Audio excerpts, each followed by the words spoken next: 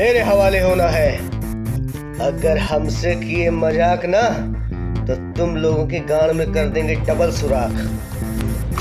सुन बे दरोगा, तुम हमारी सुराख करोगे? इतना समझ लो, हमारी हट गई, समझ लेना हमारी फट गई।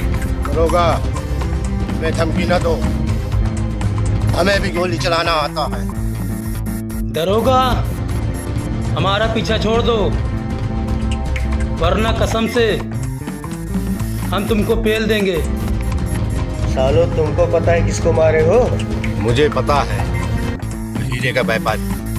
वो हीरे के व्यापारी नहीं था, वो एक मामूली प्लम्बर था, प्लम्बर। उसको खोल के देख, खुद ही पता चल जाएगा। आसिफ,